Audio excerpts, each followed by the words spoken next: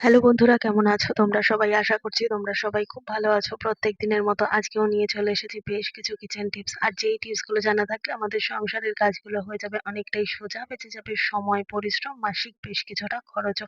আজকে সেই রকমই বেশ কিছু জানা অজানা টিপস তোমাদের সাথে শেয়ার করব। চলো তাহলে ভিডিওটা শুরু করা যাক। বন্ধুরা, এরকম কাটা শ্যাম্পুর পাতা আমরা অনেকেই ব্যবহার করি। ধরো কেটে রাখলাম, কেটে বারবার ব্যবহার করছি, কিন্তু খেয়াল করে দেখবে এই কাটা প্যাকেট যদি এদিক ওদিক রেখে দিই তাহলে ভীষণ পরিমাণে শ্যাম্পু কিন্তু ভেতর থেকে বেরিয়ে এদিক ওদিক পড়ে যায়, সাথে নষ্টও হয়। তাই এবার থেকে কাটা শ্যাম্পুর প্যাকেট যদি তোমরা রেখে ব্যবহার করো সেক্ষেত্রে এই ছোট্ট টিপসটা কিন্তু ফলো করতেই হবে, তাহলে আর কোনো রকম শ্যাম্পু কিন্তু ওয়েস্টেজ হবে না। দেখো বন্ধুরা, খেয়াল করে ভালো করে লক্ষ্য করলে বুঝতে পারবে গা বেয়ে না অনেকটা শ্যাম্পু পরে শুকনো হয়ে গেছে। তো কি করতে হবে, তার জন্য নিয়ে নিয়েছি দুটো ক্লথ ক্লিপ। এই ধরনের ছোট দুটো ক্লথ ক্লিপ হলে কিন্তু যথেষ্ট। কাটা প্যাকেটের মুখটাকে ওপরের দিকে রেখে নিচের দিকে এরকম একটা স্ট্যান্ড বানিয়ে নেবে, দু সাইডে দুটো এরকম ক্লথ ক্লিপ আটকে। ছোট্ট করে ক্লথ ক্লিপটাকে এই শ্যাম্পুর পাত্তার মধ্যে এইভাবে আটকে দেবে। এবার দেখো কত সুন্দর মতো যেখানে তোমরা রাখবে অনেক সহজেই কিন্তু স্ট্যান্ড হয়ে যাবে, যাতে কোনো রকম ভাবে গা বেয়ে পড়বে না। আর এইভাবে যদি স্ট্যান্ড করে রাখা হয় সেক্ষেত্রে ওয়েস্টেজও হবে না। এভাবে সিঙ্কের মধ্যে বা টয়লেটের কোনো একটা জায়গায় যদি কাটা শ্যাম্পুর প্যাকেটটা রেখে দাও সেক্ষেত্রে কিন্তু একেবারেই জিনিসটা পড়ে নষ্ট হয়ে যাবে না। তো আশা করছি এই ছোট্ট টিপসটা অনেকটাই কাজে দেবে। ভালো লাগলে বন্ধুরা সবার সাথে শেয়ার করে দেবে, যাতে প্রত্যেকের উপকার হয়, কোনো জিনিস যেন নষ্ট না হয়। আশা করছি টিপসটা কাজে দেবে। দেখে নাও পরের টিপস।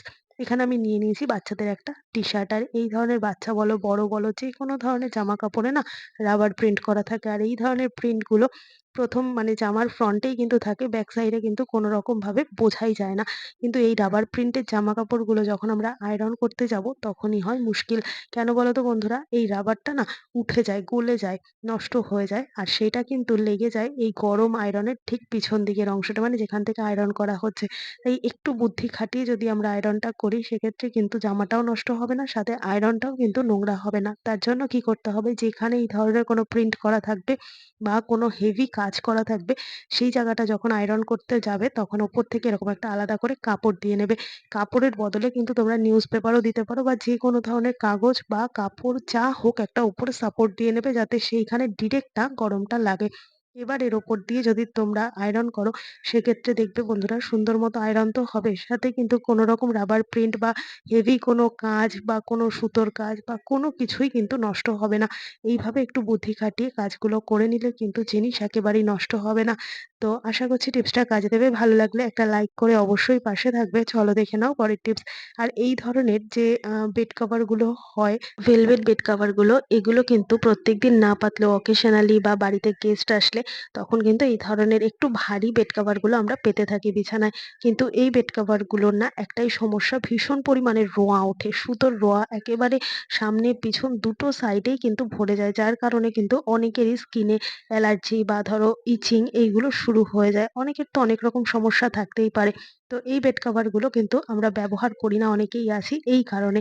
তো কি করতে হবে, নিয়ে নিতে হবে একটা রেজার। পুরোনো ধার কমে যাওয়া রেজারকে এরকম সেলাইয়ের উল্টো দিক দিয়ে এভাবে টান দেবে বেড কভারের মধ্যে। বেড কভারটা প্রথমে বিছানায় পেতে দেবে, তারপর উল্টো দিকে এভাবে টান দেবে। তাতে কি হবে, এর যে রোঁয়াগুলো রয়েছে না, রোঁয়াগুলো এরকম ভাবে ব্লেডের মধ্যে উঠে যাবে, যার কারণে কিন্তু অনায়াসেই বেড কভারটা তোমরা ব্যবহার করতে পারবে। এই রোঁয়া লেগে লেগে যে একটা ইচিং হতো বা কোনো রকম সমস্যা হতো সেটা কিন্তু হবে না। তো এইভাবে যদি আমরা বেড কভারটা ব্যবহার করে নিতে পারি সেক্ষেত্রে কিন্তু আমরা এই বেড কভারটা ফের ব্যবহার করতে পারবো। এমন না আমাদের তুলে রাখতে হবে বা ব্যবহার করতে পারবো না, এটাও না। আশা করছি কাজে দেবে টিপসটা। এখন চলে যাচ্ছি পরের টিপসে।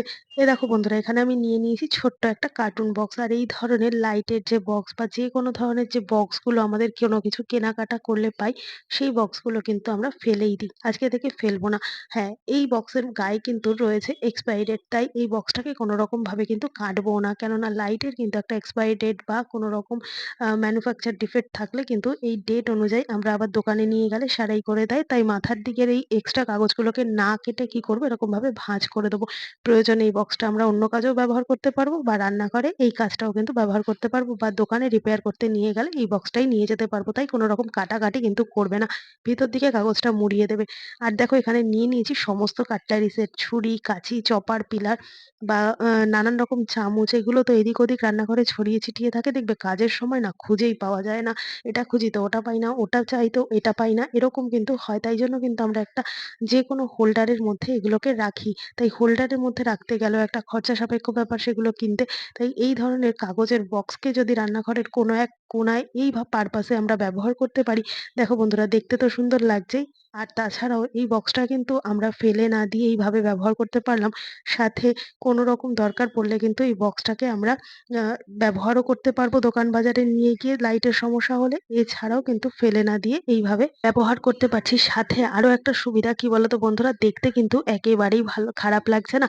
সাথে সমস্ত জিনিস একসাথেই কিন্তু গুছিয়ে রাখতে পারলাম কাটলারি সেট কিনে, আর পয়সা খরচা করার দরকার পড়বে না। তো আশা করছি টিপসটা কাজে দেবে। ভালো লাগলে সঙ্গে থাকবে, দেখে নাও পরের টিপস। আলমারি ভর্তি জামাকাপড়গুলোকে কিভাবে ভালো রাখবো যাতে কোনো রকম ভাবে পোকামাকড় না কেটে দেয়, এই চিন্তা কিন্তু আমাদের সবসময়ের জন্যই ঘোরাফেরা করতে থাকে। দীর্ঘদিন একই রকম ভাবে ভাঁজ করা জামাকাপড়গুলো কিন্তু ভাঁজে ভাঁজেও নষ্ট হয়ে যায়। আবার ফাঁক-ফোকর আরশোলা থেকে শুরু করে অনেক সময় ইঁদুর, আবার নানান রকম পোকামাকড় তো থাকেই সারাক্ষণ আলমারি জুড়ে।